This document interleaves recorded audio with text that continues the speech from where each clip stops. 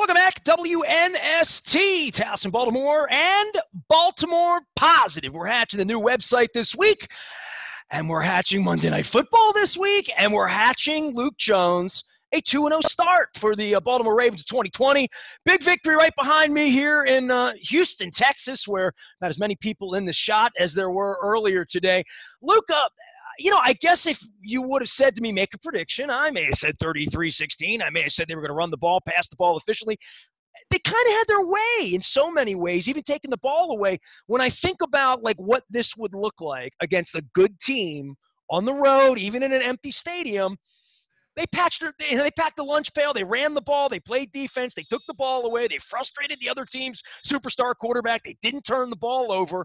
I mean, my, oh my, it was a well put together performance for a team that looks pretty hungry after going 14-2 last year and being disappointed, right?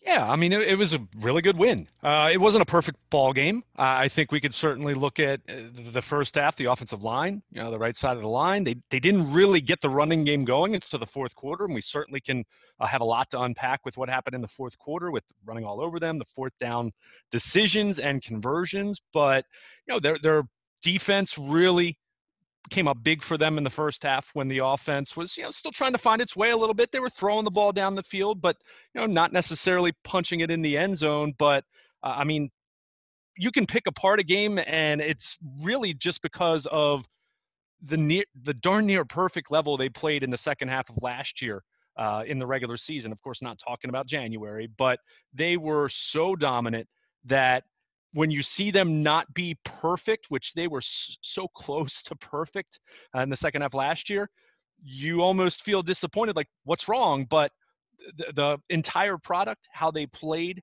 from start to finish, while there were certain areas of the team that stepped up at different times, they controlled the game, and they controlled the game on the road against a Houston team that I don't think is a top-tier team in the AFC, but is certainly going to be a team that I expect to be in the hunt. Although starting 0-2 against Kansas City and Baltimore, we'll see where that goes from there for the Texans. But I mean, you have to be pleased with it. This is now 7 straight road wins going back to the start of October, 14 straight regular season wins. I mean, you have to be really happy with it. And I think what's so exciting about this, if you're John Harbaugh and the Ravens, is you still don't get the sense that they've played their best football just yet. Calais Campbell, in fact, said that after the game. And there are still some things you can point to and say, yeah, not so much that they need to get better in those areas, but you feel that they can get better in those areas. And that's where it's exciting when you're 2-0 and coming home to host the Kansas City Chiefs, who needed a 58-yard field goal in overtime to beat the Chargers. So even that gives you a little bit of perspective when they were playing a rookie quarterback, and you see what kind of struggles they had to get a win. Then it kind of puts in perspective what the Ravens were able to do against Houston on Sunday. Pretty darn impressive. Well, when they put the game plan together, you wonder, okay, do you want to pass or do you want to throw? What do you really want it to look like at the end? And how do you want to grind it out? Now, grinding it out, they got the ball back with 9 minutes left.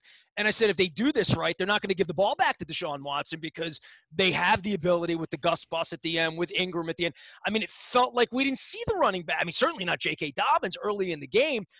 Lamar still taking on a few more hits than I want him to take on for sure, especially when toward the end of the game when he's running into the stack and he's running out of bounds and stopping the clock. I always think those are teachable moments, especially when you win by 17 points on the road in the conference, right? And you pack your lunch pail and do so many things right. Look, the question I asked Lamar in the aftermath with my my Be United mask on that I have here was how much he looks back on a week and say, well, I made a bad read. He went to Mark Andrews early in the game when the game was still tight, and there were only 2 media members. It was me and Jonas up on the roof in Houston, and we were talking from about 18 feet away, quite frankly, back and forth. And Dobbins was wide open on a play. He wasn't in there a whole lot in the beginning of the game. He doesn't miss many things, and I guess when they look back and they say, when you make that decision to really start to run, you're not throwing anymore, and you can't be looking for. So I wonder how many times in the aftermath they do go back and say, hey, Lamar, next time maybe you want to go here or go there, because it does feel like he makes a lot of great decisions because Even on a busted play, he runs for 14 yards and gets a first down. And I don't know what the play was supposed to do. All I know is the ball's 14 yards further ahead. You got clean sticks. And that happens so many times here that I think in year 3, you now look at him and say, where should the ball be going perfectly on every play? And how is he doing? And I think he's doing pretty well, man. I mean, when I'm talking about reading the game as a passer, not as a runner. I think that's an understatement. I think he's phenomenal at it. For all the talk about throws outside the numbers or wanting to be more accurate with the deep ball, which we saw last week, he did that and he pushed the ball down the field more than we saw last year. Which, oh yeah, he led the NFL in touchdown passes last year. But I can go back to his rookie year and Greg Roman talking about it, James Urban talking about it, their quarterbacks coach, about how impressed they were with how he sees the field, how he reads the field, the decisions that he makes. Now, his rookie year, was the accuracy where it needed to be? No, and he'd be the first to tell you that. But it's rare when he makes a poor decision. Now, he might not make the perfect throw, and he was asked after the game what throws he might like to have back. And I mean, this is a kid who completed, he was 18 of 24, so 75% completion percentage, pretty darn good. I mean, it's just remarkable what he's been able to do. Well, I guess throwing the ball. But he only missed on 6 passes, right? So, but how many other times did he tuck and maybe could have made a throw? And or probably not many. He doesn't force many, right? I mean, when the Andrews one happened, I'm like, yeah, he forced that. Did he have other options? And I'm thinking like Tuesday coach, not like Sunday first quarter coach, right? Like, and you get the ball back, you give him a pat on the ass, you win by 17 points, and that's what we sit here and do the day after they win and win and win, is say, well, how can he be better against Kansas City next week? And I guess that's all we got when they're as good as they've been, right? No question. It goes back to what I said at the start of our conversation. I mean, the standard has been elevated to the point where, like I said, in the second half of last season, the regular season, they played damn near perfect football. I mean, there was so little to pick apart at that point in time. But going back to the point I was trying to make as far as a couple throws he wanted to have back, he actually pointed out that the touchdown pass to Patrick Ricard, he didn't like the throw he made on that, even though Patrick Ricard did a really nice job making the catch and getting in the end zone. And of course, the corner end zone incompletion to Marquise Brown, where he had him. Now, that's a tough throw for a quarterback to make. And that's the kind of throw that if there's a relative weakness, and I stress relative with Lamar Jackson, that's the kind of throw that he's been working on trying to make a little more consistently. We saw him hit Marquise Brown on the deep ball outside the numbers in week 1. That was one where he'd like to have it back. But when you ask a quarterback after the game, and look, he'll go back and look at the tape, and I'm sure James Urban and Greg Roman will have a couple other things. You mentioned the one where Dobbins was open, no one around him, but there are very few obvious, I don't even want to say mistakes, just plays that are left on the field. You can, it's not always a mistake when you check down, but it might be, hey, you checked down and you got 8 yards, but there was a guy open that you could have completed for 30 yards or a touchdown. I mean, there's, it's not just right decision, wrong decision. There's different degrees of that, but he does such a fine job of reading the field. And when you get a chance to look at the all 22, and look, I'm not an NFL quarterbacks coach, but you see the all 22 view that you can get with NFL Game Pass that these coaches are looking at when they're really evaluating. I mean, they're not evaluating off the TV tape.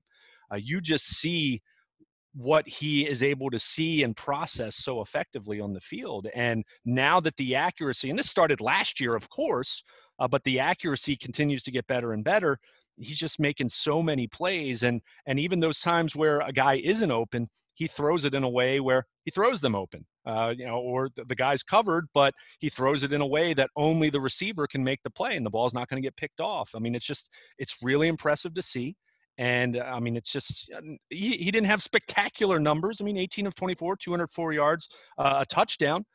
We've seen him have more spectacular games statistically, but he very much took what the Texans were offering, and that's really what this offense did collectively. They didn't run the ball especially well over the first 3 quarters. They had their moments, but it wasn't a big ground and pound kind of game until they got to the fourth quarter. And then what you see in the fourth quarter, what they were able to do, on not counting the last 3 quarterback kneels, 16 carries, 156 yards in the final quarter. I mean, that's a formula we've seen since the last 7 games of 2018, his rookie year. So, it's looked different at times. There's certainly things that haven't gone perfectly. There are things that they certainly want to clean up. I mean, the right side of the offensive line was very shaky, especially in the first half. I mean, they've had a couple hiccups covering some tight ends over the first 2 weeks, but by and large, I mean, you have to really like this product that you're seeing collectively. And as I said, I think you still look at it and say, there's some more meat on the bone for them to get even better. And when you say that after a game where they've handled a playoff team from a year ago by 17 points on the road, it just speaks to not just how great this football team really is. If you just joined us, Luke Jones can be found, Baltimore Luke, out on Twitter and, of course, Instagram, Facebook, our WNST accounts, and, of course, the new Baltimore Positive coming your way, putting the final touches on just in time for the Kansas City Chiefs to come in. Luke, I want to go back to Lamar and running, right? Because you look at the stats and say from a running perspective, not his greatest day, and for all the hits he took, was the juice worth the squeeze? And then he got out on the edge when the game was sort of leaning the Ravens' way, and they got him by shoestring. And if they didn't get him, it would have been 70. And we go back to like Jamal Lewis hitting the gap, or you go back to Ray Rice hitting the gap. Even Justin Forsett, to some degree, who had just a really uncanny ability to see the field, that Lamar always presents that, right? And that's something that the Chiefs are going to have to worry about. The Redskins are going to, I mean, everybody's going to have to worry about that moving forward. But that one shoelace was the difference. And I guess Dobbin on a 43-yard run as well to say, well, Lamar, 50, 60 yards on the ground. That one play goes to a $120. It goes to a highlight film. It's a 41, or they would have had a touchdown instead of a field goal. But, those things get lost in the game to say, well, he runs it a lot, and is it worth it, in the end that he's taking these hits? And then there's just one play, 1 inch. That's probably the play he'll want back. He'll want the decision of, I should have just moved a little left, a little right, made a move, and I could have been gone. I'm sure he thinks about that stuff during the week, because those are the things you don't get. And that's street stuff. Tackle one-on-one out in the open area. That's the stuff you can't practice till you get out there. And he's really hard to tackle. I mean, you're almost lucky when you get him. Yeah, no question about it. And I don't know I don't think he dwells on that nearly as much as his passing. I mean, for as much of a generational talent that he is at the quarterback position from a rushing standpoint, he really is thinking about his passing. But your point's well taken. I agree. I do think when you look at it, first of all, 16 carries, 3 of those were quarterback kneels at the end. So really 13 carries for 57 yards if we're looking at this from a pragmatic standpoint. But I think you do have to, and we'd have to go back and watch the tape, of course, but there were some scrambles there. Remember, he was under duress a good bit in that first half. So there were a few times where he escaped some pressure and picked up some yardage. And yeah, those are the ones where you say, okay, he only got 4 or 5 yards and he might be taking a little bit of a hit. It's not as though there were a ton of big hits in Sunday's game, but we had a really awkward one though, right? I mean, at one point he got taken down kind of awkward on his shoulder, and late in the game, they were up by, I don't know, it was 14, 17, whatever it was at the end of the game. I thought that's the one you don't want to go down on that hill. And we talk about it every week, and they're going to be blowing teams out soon. They're going to play some bad teams here too, at some point, and giving them the rest, but just people they're not going to be nice to him, Luke. Yeah. I mean, and we do fear that. And we don't talk about it every week, maybe the way we did that night when we were aghast in Canton 2 years ago. We've gotten a little bit more comfortable with him in contact than maybe we ever were with Flacco or anybody else with contact, right? Well, it's because he's so much better at it. And there's even, people have done studies, and the reality is when you're talking, and most of the time when he runs, and I just mentioned a few moments ago that, there were some times where he was under duress and escaped and maybe got a few yards here or there. But most of the time when he's running, it's of his own conscience from a standpoint that it's designed, or he knows that, he kind of predetermines what the defense is showing and he can react to that. But he has such great body control that, we point about 1 or 2 hits maybe per game, but not even every game like that. But you consider how much the ball's in his hands, whether he's running or throwing from the pocket. It's just, it's one of those narratives that I understand why people talk about it, but I don't have nearly as much concern about it as a lot of people do, because I've watched him the last couple of years. And, quarterbacks get hurt from the pocket all the time as well. So, at the end of the day, even though it's kind of an ironic thing to talk about when you consider just the insane number of injuries that we saw around the league to notable players, season-ending injuries. Of course, we'll talk about Tavon Young over the course of our conversation, but you know, guys get hurt, and that's part of the risk of playing the game in general. But that I don't have, as I watch him more and more, and I see what kind of body control he has, and just the uncanny ability he has to avoid big hits. He seems like he just has such good body control and has that sixth sense that you don't see many of them. So if he takes one, I mean, okay, but at the I same time, love when you say uncanny ability. It's only going to take one, right? I mean, well, that's but that's the same thing in the pocket, though, Nestor. I mean, I understand. Joe Flacco tore his ACL with James Hurst fell into his knee. I mean, I would agree with you that when he stops, he's most vulnerable, right? That's when he gets the 1-2. He got high load in the game Sunday, and that doesn't happen very often. And he bounces back and he bounces back up. But I don't like seeing him getting high load, and I don't like seeing him get hit through 3 feet from the sideline. You know what I mean? Like the sideline is the best friend of the Ravens organization, of the franchise. The sideline is the best friend because he is taking on contact 15, 20 times, not to mention the sacks, right? And it's week 2. Let me be nervous, Luke. It's okay. You know what I mean? He's the quarterback. I mean, that's fine. Look, I'm not saying you're not going to, especially after what happened in all the 1 o'clock games were just insane with the number of injuries. So yeah, I mean, I could see that being in the back of your mind. And look, it's part of his game. I understand that, but again, lots of people have really looked at this closely, and you'll find just as many quarterbacks getting hurt in the pocket. So like at some point in time, we have to understand that you can't put him in a bubble. And what makes him truly special, although the passing ability is becoming more and more special as time goes on, and he might be much more of a Russell Wilson type, 2, 3, 4 years down the road, and only running when he, really when there's a great opportunity to do it. But the way it works now, and the fact that he averaged 7 yards per carry last year, that's what makes this offense truly special, and that's the anchor for this offense, so to speak. So I hear you, and I'm not saying there aren't some times where I say, yeah, that's probably not a hit that you want to take, but I didn't come away from Sunday's game thinking that Lamar Jackson was battered and bruised, with some of the hits he took, any more than some other games that we've seen over the course of the last couple of years. He is Luke Jones, Baltimore Luke, and Luke at WNST.net. We're merging with the new Baltimore Pod. I got the shirt on here in Houston. I flew down for the game. I have been socially distanced and masked up. I'm speaking for no one here as the stadium's now closed down. The Ravens with a 33-16 garden variety victory in the AFC North. Big thanks to all of our sponsors, including Raskin Global. Leonard Raskin's going to be on this week, as well as a bunch of our sponsors. I'm going to have Todd Schuler on from Blondell Miller Schuler, as well as Bill Cole and Cole Roofing this week,